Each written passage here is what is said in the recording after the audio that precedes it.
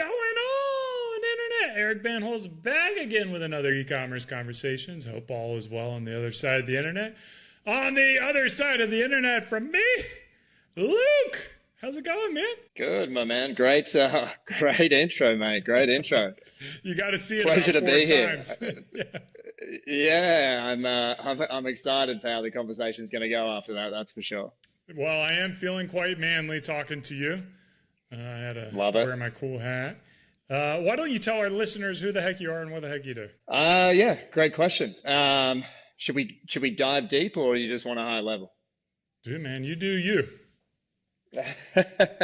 High level, I'm Luke Hartelust. I'm the founder and CEO of MNLY, which is a men's precision health product and platform. And essentially, we use at-home diagnostics, AI, and advanced tech, to build custom supplement, lifestyle, and nutrition protocols for men, essentially. Yeah. So, and manly is, how do you spell that for our listeners? MNLY. MNLY. I've had a lot of guests on the show. The ones that I always view to be the hardest are kind of ones that have a regulatory burden, like a lot of wine, limited additions to that. Are you guys in that space as well? I guess so, with like HIPAA requirements. We are, but we aren't, to be honest with you. There's a lot of HIPAA requirements around data. And we have our tech architecture is all built out to make sure that that's protected as well. But because we don't own the lab, right? So we're not a lab provider. We partner with that service provider. We don't really have to dive too deep into the blood work data protection component at the lab in that sense. So it's less on our side than you would normally have a tech service provider of that sort. And then, so you guys, walk me through kind of like the details of what you've built. So or more specifically, walk me through what a customer experience would be like working with you guys. Yeah, so to give you some backstory and essentially I would say high level on the way that we built it and why we built the customer journey this way. I was the CEO of a fitness franchise portfolio. We had multiple facilities across Southern California. And so during my time as the CEO, I had the opportunity to work with, hundreds of individuals that were in a pursuit for a better level of well-being than they were currently experiencing, right? And for the latter part of that career, predominantly was working with male entrepreneurs and executives in a high-performance coaching capacity. And that is where I got to understand the deficiencies and the opportunities in the men's health space, right? And so when you look at the telehealth model, which completely disrupted the health industry, it allowed us to really get access to more solutions and more data than ever before, especially with men being men and not actually wanting to go to the doctor and be proactive and preventative about the way that they approach their health. They enabled us to get prescriptions, get diagnostics over via a Zoom call, essentially. But the problem with that model is that at every touch point in the customer or the client journey, the client gets bottlenecked into a wait list, right? So you have a lot of large, very reputable companies on the market right now marketing that they have 50 to 100,000 people on their wait list. And to the everyday consumer, that's a really big positive. But if you're educated in the space, you understand, well, that's not a positive, it's a negative. They actually have a breakage in their process, in their client journey, because they can't funnel them through the pipeline fast enough, right? And so knowing that this model was really groundbreaking and the fact that it was changing the way that men and women, of course, approach their health, but knowing that there was a huge issue with the entire process, because I would speak to dozens and dozens of customers from these telehealth companies, and they would all tell me 9 times out of 10 that they were waiting for up to 90 days to get their lab results reviewed by the practitioner. So this process with this initial model is that they book in the diagnostics. They have to go to a lab call, or they can get someone to come to their home. They get the diagnostics, have to wait about 2 weeks. Then they have to book in a consultation with a practitioner online. They go through the blood work, explain to them the data, and then they'll have to book in a follow-up consultation where they'll go through the plan essentially to improve those biomarkers over time. And that cycle kind of continues, right? And as I said, they get put in a bottleneck in that wait list the entire process. And so what we did with MNLY is we wanted to fast track the timeline between when someone actually signs up to become a customer or a member to when actually they get the data, and then to when they get the results that they're essentially looking for. And so we pulled out the practitioner component, and I built a scientific board, and then we trained an AI model, basically a complex recommender, and then plugged that in instead and made the entire process automated. And so with us, the way the customer journey works is someone comes to our website, they purchase the at-home blood sample kit. And now the reason we went an at-home blood sample kit instead of a phlebotomy drawer where you have to go into a lab call or someone comes to your office is, again, taking the ownership into the individual's hand and removing the friction point for them having to book it or schedule something or go somewhere. And so it's a finger prick. You'll prick 1 to 3 fingers, fill up 2 jewel strips of blood. It's called dry blood spot sampling. And then you'll send that back to our lab. The lab, we have a contract with the lab that once it's received, they have to result these samples within 48 hours. So it's much faster than that kind of 7 to 14 day turnaround. And during that time, they complete an online environmental health assessment. So our science team surveyed 500 professional men to figure out what the top categories of environmental health were that they prioritized over everything else. And what we found was that it was focus, confidence, stamina, mood, sleep, libido, and recovery. And so we built a really in-depth 86 question assessment to be able to analyze those key pillars for male environmental health. So once the labs are done, that's about 100 different data points that our system has on the individual between the environmental health and the biological analysis. And then it produces a really comprehensive dashboard report.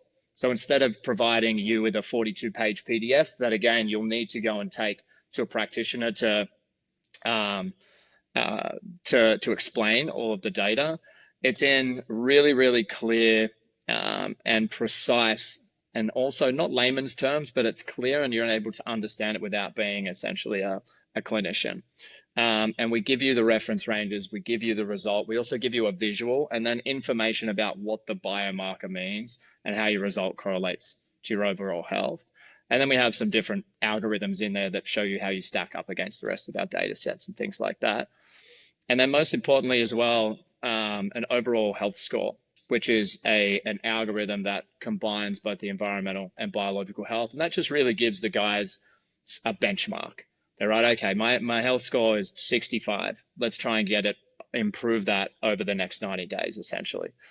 And then using that data, the second part of the customer journey is the AI will build a personalized health plan. So it'll actually build nutrition protocols, and it'll suggest the correct foods to consume more of based on the poorest scoring biomarkers, and then a list of foods to reduce consumption of based on those biomarkers as well. And then the lifestyle protocols are the second part of that plan, which is based on the poorest scoring 3 to 5 categories. It'll give you the top 3 to 5 interventions. And when I say lifestyle protocols, think biohacks for men, think breath work, think contrast therapy. Some interesting ones, like think, icing the testicles to help increase testicular function, increasing sauna temperature and sauna frequencies as well, things like that. And then the last part of the customer journey. So as the data sits in the portal, we have a relationship with a manufacturer. And so we order all of our ingredients that are in our supplements in bulk from various different sources, ship them over to our manufacturer. And now based on that specific data for the individual, the blood work data, the model will actually prescribe specific doses and specific nutrients into that custom supplement formula. And then that's then packed and shipped, and we ship it every 30 days. Couple There's a lot to chew. There's a lot to chew there. Are you, my first question is like, are you getting enough blood from an at-home kit to be able to do enough testing? Of course, like Theranos comes to mind with their whole pinprick kind of thing. Yeah, so with us specifically, it all depends on what panels you need to run, right? So with us, we wanted to run a really decent scope of and a broad range of panels so that the member could get a really good understanding and a broad understanding of where they sit. You know, there's over 100 different biomarkers you can run. But what we chose was some vitamins and some vitamins and minerals, and then also kind of liver kidney function. We chose a hormone panel as well, thyroid panel, and then a cholesterol panel, which gives the user a decent range. Now it's only 19 biomarkers, and as I said, you can do hundreds of them, but the ones that we do actually give them a decent range, and we can actually do up to that 19 echelon. But the caveat to that is that normally the companies that get dry blood spot, you've probably seen some where it is a finger prick, they'll only require you to do one dual strip, essentially. So you'll only prick one finger probably, and you'll fill up that dual strip, you'll send it off. But because we have 19, you actually have to do 2. So that's the really only friction point in that process. And the short answer to your question is yes, we get enough blood. Do you get people who prefer to just go to the lab versus doing it at home? Definitely. I think it's definitely a personal preference. It depends on the individual's experience historically with getting phlebotomy draws. Like if they don't mind taking the time out of their day, the cost, and then the wait time as well, then it's fine. And if they want to get a more of a range, then it's a preferred method. But for the busy guys who want to do everything in-house and they just want to get it done and they want the more seamless process, I mean, the feedback that we've had is great. Okay, so you don't have plans to offer both options, or how did you handle that? Yeah, so we at this point in time we don't. There's another device that we have been looking into, which actually I'll step back a little bit. One of the biggest issues with our model is trying to figure out how to mitigate the risk of failed blood samples, right? Because every failed blood sample costs the company, because we offer the next one for free, cost us, $120, right? And then generally, if they fail the second one, which is a very small percentage, but if they do, we lose them as an ongoing customer, as a member. So then we don't really make any capital back, investment back. And so there are a few different tools out there that we're looking at integrating, but also they have, their downfalls as well in terms of how much blood we can actually use for the analysis, the type of the analysis that they do, what biomarkers, and then also the half-life of the sample it reduces significantly, so they have to ship it out the same day and it has to be overnighted, so the costs do increase there as well. So yeah, I mean, I would just imagine like the logistics of that alone, is it a major roadblock? Like people are buying this, and then what is the percentage of people that actually turn in a kit? I imagine it's not 100%. It's 72 at this point. Yeah. So 72% move on to the first month of their membership, which is actually quite high. But we do have, a decent amount of failed lab tests. And so there's a number of different touch points that we put in there to mitigate that risk. Obviously with us trying and not trying, but with the focus point of not being a telehealth company. Right. So trying to automate as much of this as possible and using AI, but also having a hybrid model where we have a team on the back end for support at all times. And so things like, asking and always having the availability to have a call and run them through the process, like on a video call, has, increased the success rate dramatically as well. So if anyone's ever not sure on how to use it, or especially if they've failed a test before, if they've failed a test before, we nearly make it compulsory that they have to jump on a call. And we have a high success rate with that. Yeah. So is the failure pretty much 100% user error versus? It's always user error. Okay. Correct. Sorry, I'll take that back. It's 98% user error. There is very, very small instances where the kit and the sample is at the lab and it sits at the lab for too long, which is unfortunate. It's also out of our hand. And then it actually goes outside of the window that they can do the sample as well. You mentioned you're using AI for the recommendation engine and the analysis engine. Are there any kind of, legal risks that you have to take into consideration with that as, giving advice, not as a doctor, giving medical advice? It's technically not medical advice. If there is any issues, substantial issues in their blood work, we have a team that they can reach out to and schedule a call that they get recommended through. And that's actually through our lab provider as well. And that is a legality that we actually have to have that support on that end. So for us, it's recommendations, right? And so they're basically the thresholds that each individual scores at. There's specific environmental recommendations that we can tell them that have been proven to improve those markers over time if they're sustained. And the other component is the supplement recommendation as well. So because they're not essentially, it's not a virtual clinic and they're not clinical prescriptions, we don't have to worry about anything like that as well. Yeah, so let's walk into that supplement business model. You already have an incredibly complex and challenging business model, just sending out samples, collecting samples, and then providing the analysis on the app. Now you are building custom supplements for your customers. So like exactly one of ones, not like, or is it more like general packages that you have pre-built? It is tailored to an individual.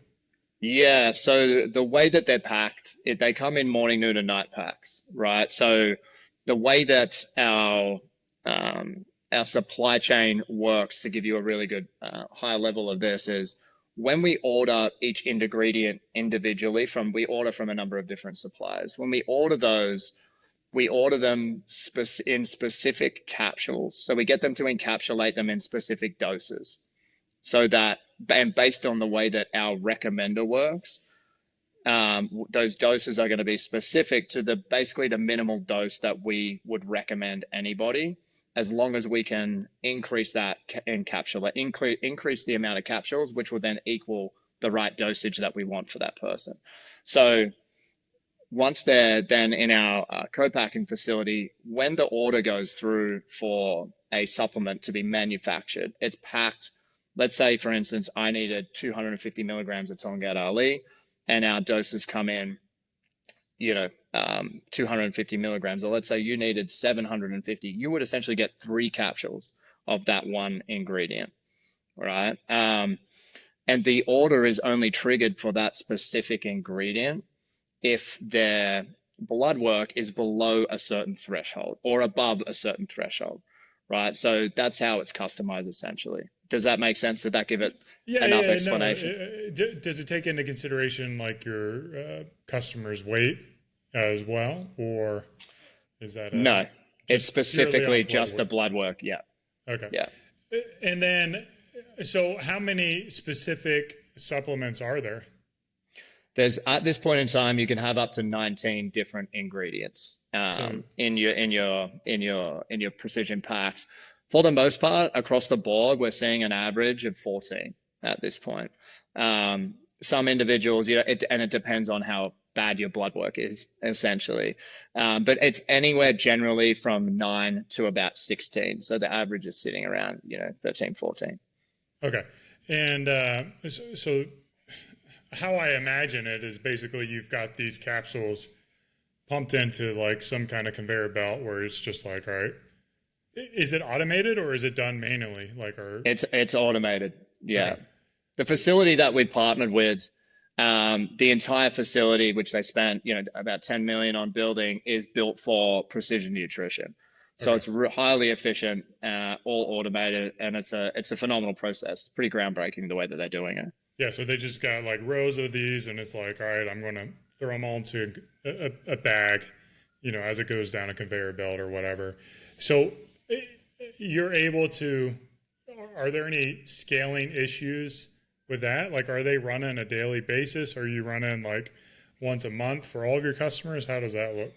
The supplement side of things, we actually don't have any scaling issues right now. There we can get up to 10,000 units a day essentially with these guys with where we're at. The only bottlenecks that we have in terms of with the supplement component, to be honest with you, is cash flow bottlenecks.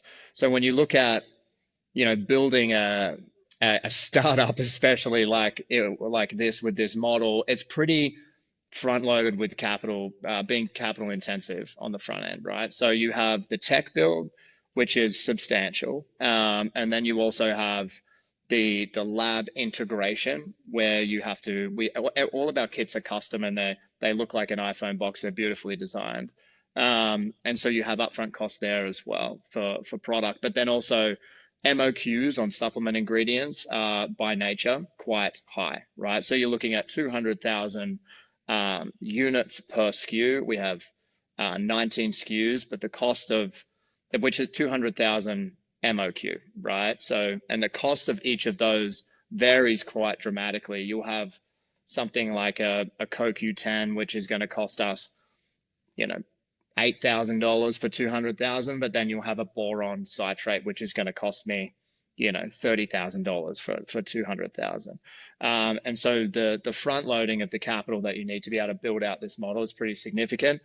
And then when you look at if you're launching an e-commerce business and it's a hat or it's a simpler company, you can generally pre-sale anything. For us, because of the model, the way that the tech works, the way that the third-party partnerships work as well, pre-selling anything before we had actually ordered the product was not an option as well. So it was all very, very capital intensive upfront. Yeah. So people have different needs with their vitamins.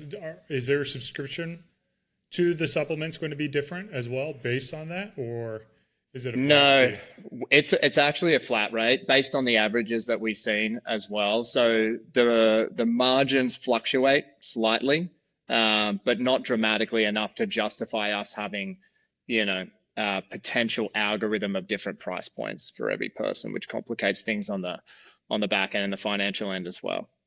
What kind of investment are customers looking at for this? Yeah, so the labs are $199 upfront, and then once you complete all the diagnostics, your supplements go into formulation, and a month the supplements are $249. 249 a month? $249 a month, correct? Yeah. Okay. And then, I would assume that you also want to do blood work, every 6 months, every 12 months? What do you? Yeah, so we suggest every 3 to 5 months. And the reason being is every time that new data goes into the system, everything dynamically updates. So you'll see on your dashboard the plus or minus in every marker, in every category as well, and all the percentage differences. So you get a really good visual and understanding as a whole where you're improving, and then also, of course, the overall health score. The personalized health plan recommendations and protocols will all adjust as well, but then also the supplement prescription. So the model will actually plus or minus ingredients or plus or minus dosages as well, based on the new data, based on your new biological health. And is that they have to pay $200 every time, or is that included with the supplement? It is 200 every time. Yeah, correct. Okay. Yeah. How are you seeing customers maintain the? I guess how long? What's the churn look like? Are they staying on? Are they doing multiple blood work analysis? Yeah, so that is a great question. We've just had our 12th month on the market last month as well, and we really, because we have a very small but mighty team, essentially, we have a skeleton crew as a startup. So we weren't focused enough on retention on in the early days. And what we didn't do was have a really well put together customer journey where we had those reminders that were going out and then that were actually incentivizing them to continue to take the blood samples. So a lot of that customer journey, those updates only just went out, I would say 90 days ago now. And so once they went out, we started to see a huge uptake in guys actually using the labs. But for the most part, they would email us and then be like, what's the next steps? And so for us, from an e-commerce business standpoint, that has been one of our biggest kind of failures over the last 12 months, is not really having that customer journey well thought out and not getting enough of those retests in, right? Because at the end of the day, if someone's on the subscription for 6 months, the difference that they feel in the first 0 to 6 weeks is pretty significant. Anecdotally, we've got people that are reporting significant libido increase, mood increase, sleep and recovery and then focus have been, the highest reporting and anecdotal changes that they've found. But the issue is that will taper off over time, or even though from a biology standpoint, the changes are continuing and the improvements are continuing. And so what happens is people were tending to churn at that 5 or 6 month mark because of the, they're feeling the effects are not as prominent as they were in the early days. Well, I kind of wonder what is, have you considered or tested, I'm sure you have, charging $750 upfront for the labs, and it includes, 3 labs a year. So there's a number of different models that we want to test for.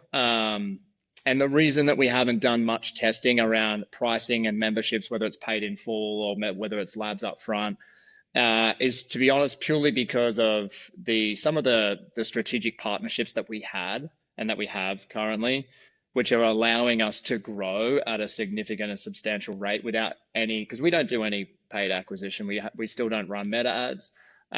We've focused our growth on strategic partnerships and community initiatives until we get an LTV that we're happy with.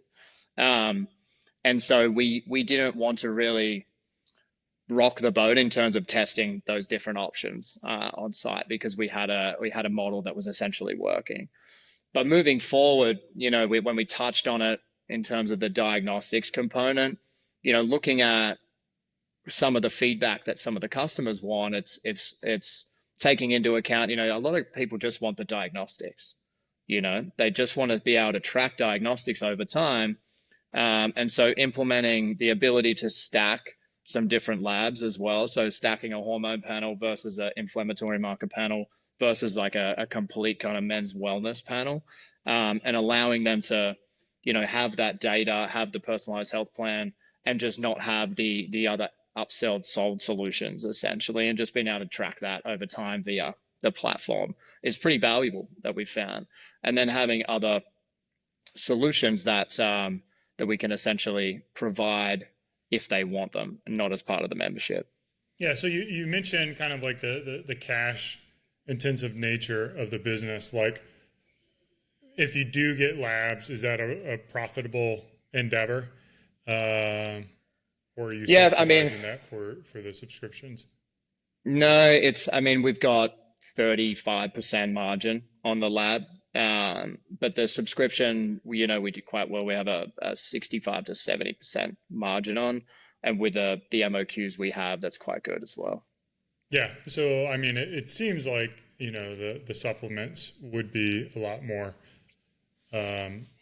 profitable. You mentioned you're growing through, how did you describe it? Community?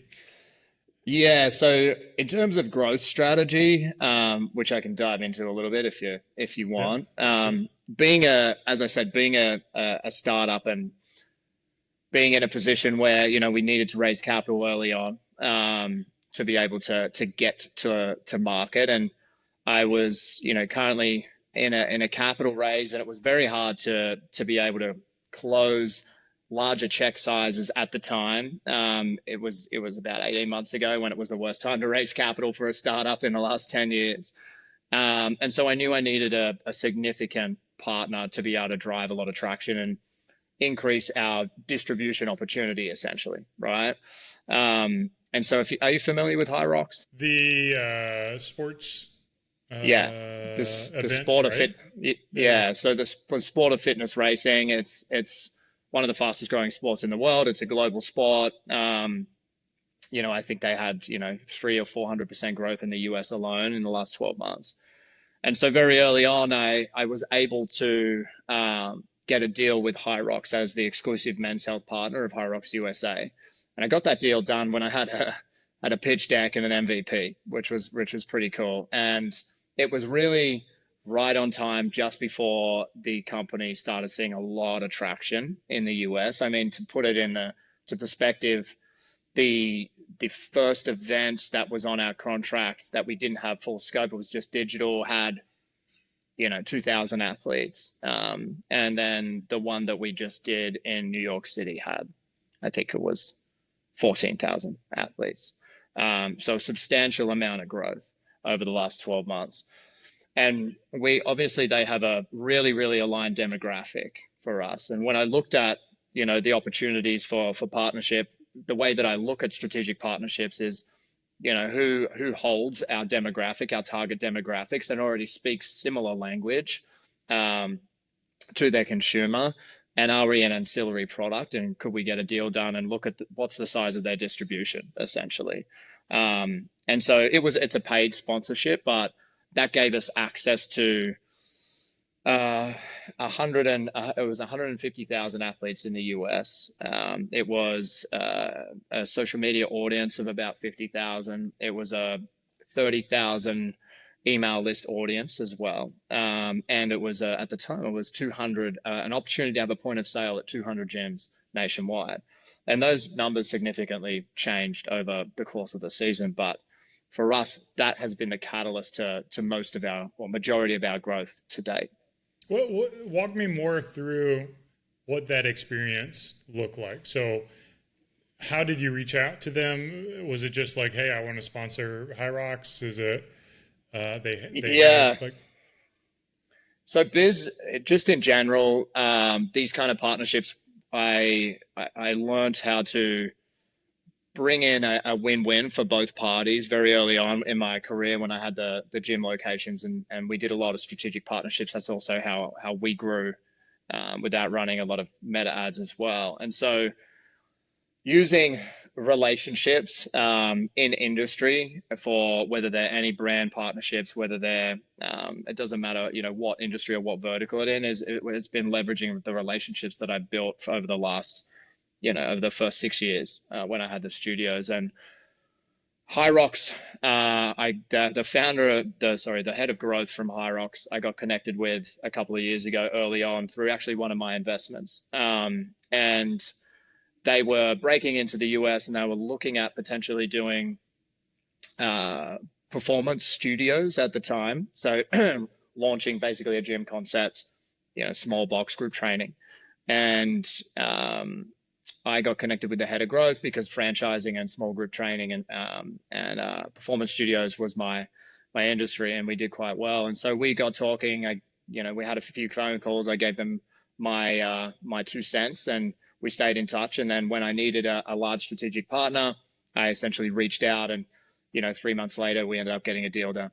So, are you able to kind of walk through what that kind of investment is looking like? Is this like a 7-figure investment? Is this a pay per access kind of thing? Like, how do you? Yeah. Where do you even start with something like this?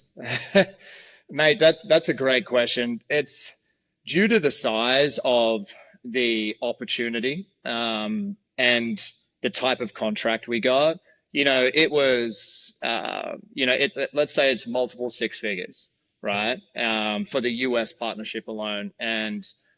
But what that gave us was also exclusivity and brand in a stadium with thousands of people, and exposure and distribution, and opportunity as well. And so, that when I took that, we didn't have the money in the bank account. We didn't have any money in the bank Yeah, I account. mean that's like a big compared to meta ads that are $100 Yeah, to get tested. This is a big experiment.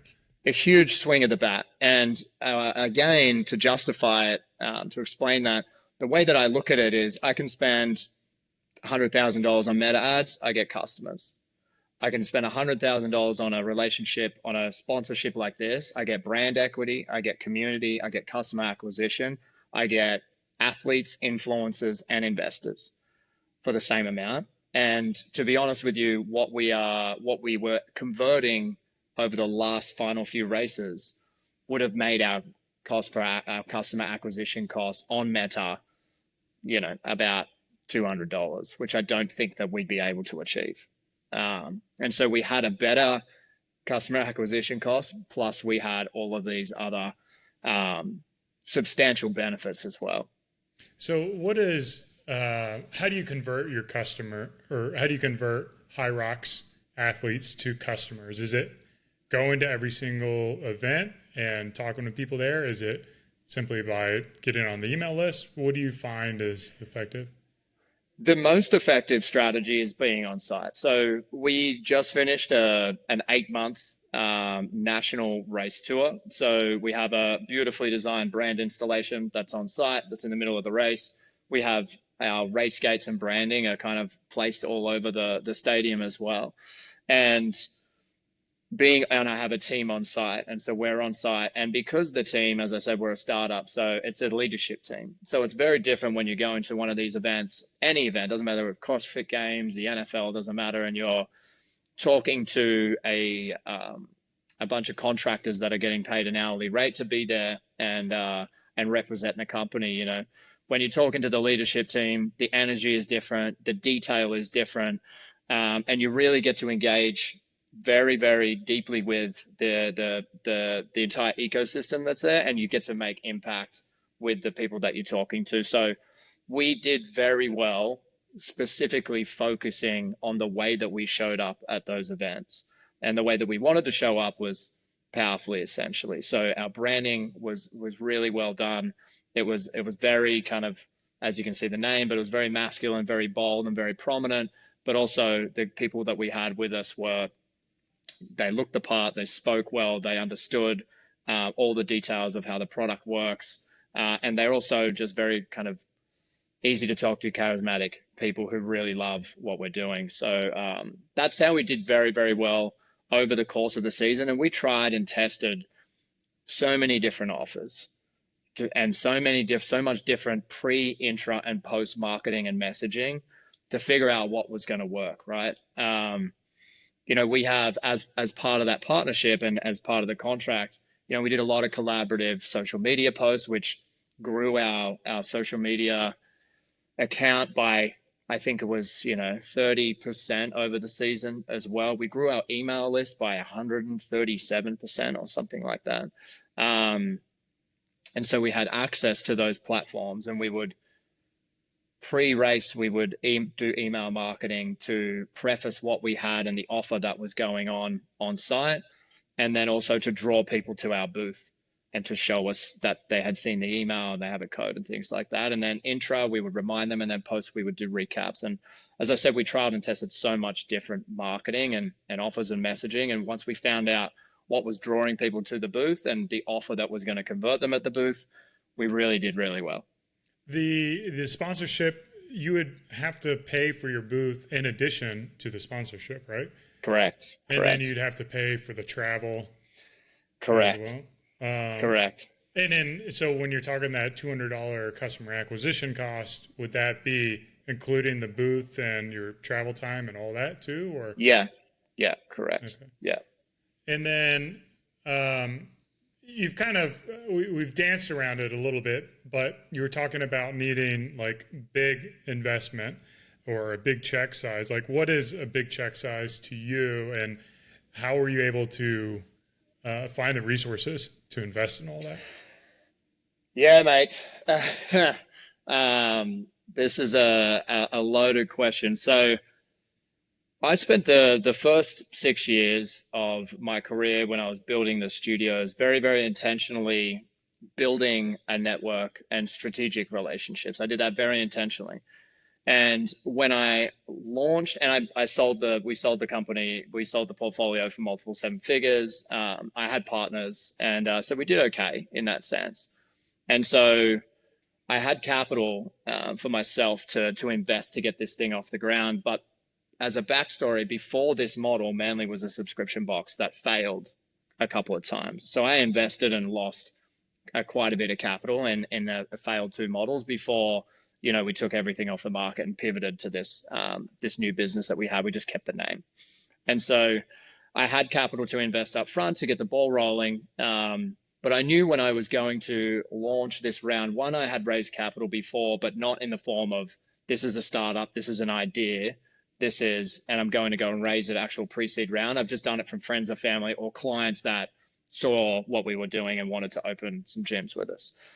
And so I knew it was going to be tough. I knew it was one of the hardest things that founders do to date is raise capital. And I knew that it was the wrong time to be raising capital, but I had no choice if I wanted to be able to launch.